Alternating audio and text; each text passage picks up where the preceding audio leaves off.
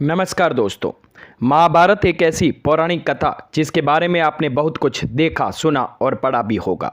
उसके कुछ किरदार ऐसे हैं जिनको आज भी लोग अलग अलग मौक़ों पर याद करते हैं। उन्हीं में से एक का नाम था कर्ण। कर्ण को उनकी बहादुरी, दानवीरता और वचन और मित्रता के लिए याद किया जाता है।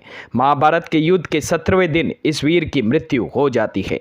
ऐसी मान्यता है कि मौत के बाद कर्ण की वीरता और दानवीरता से प्रसन्न भगवान कृष्ण ने उनके जीवन के अंतिम क्षणों में एक वरदान मांगने को कहा था। कर्ण ने उनसे एक ऐसी भूमि पर अपना अंतिम संस्कार किए जाने की इच्छा जताई थी जहां पहले कभी किसी का अंतिम संस्कार नहीं किया गया हो। मान्यता है कि भगवान को पूरी पृथ्वी पर भूमि का कोई ऐसा टुकड़ा ही नहीं मिला जहां पहले किसी व्यक्ति का दाह संस्कार ना हुआ हो।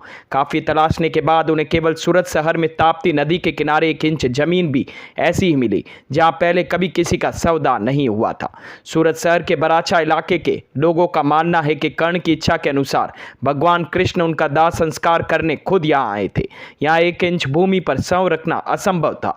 ऐसे में भगवान कृष्ण ने उस भूमि के टुकड़े पर पहले एक बाण रखा, उसके बाद उस पर कर्ण के शरीर को रखकर दाह संस्कार किया गया। इस जगह को अब लोग तुलसी बड़ी मंदिर के रूप में पहचानते हैं।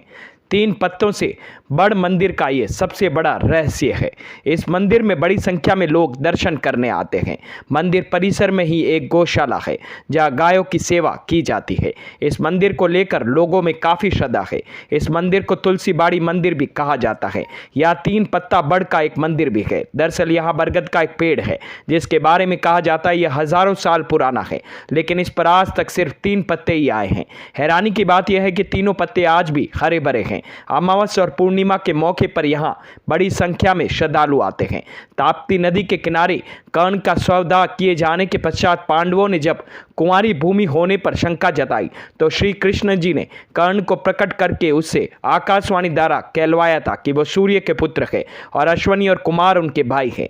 ताप्ती उनकी बहन है। उनका अग्निदाह कुंवारी भूमि पर ही किया गया है।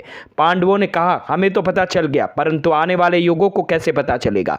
तब भगवान कृष्ण ने यहाँ पर 3 पत्रों का वट वृक्ष होगा जो ब्रह्मा, विष्णु और महेश का प्रतीक रूप होगा। ऐसी मान्यता है कि यहाँ कोई भी सच्चे विश्वास के साथ प्रार्थना करेगा तो उसका मनोरथ कार्य अवश्य पूरा होगा। इस प्रकार यह वृक्ष आज भी सूरत में तापी नदी के तट पर खड़ा है और इसके बाद यहाँ 3 पत्तों वाला वृक्ष भी है जिसे सूरत में 3 पत्तों वाली तिपत्तिया घास के नाम से भी जाना जाता है। तो दोस्तों, कैसी लगी मेरी ये रोचक जानकारी? अगर मेरी ये वीडियोस आप लोगों को पसंद आते हैं तो प्लीज़ लाइक, शेयर, सब्सक्राइब करना ना भूले और हाँ, कमेंट करना भी ना भूले। धन्यवाद।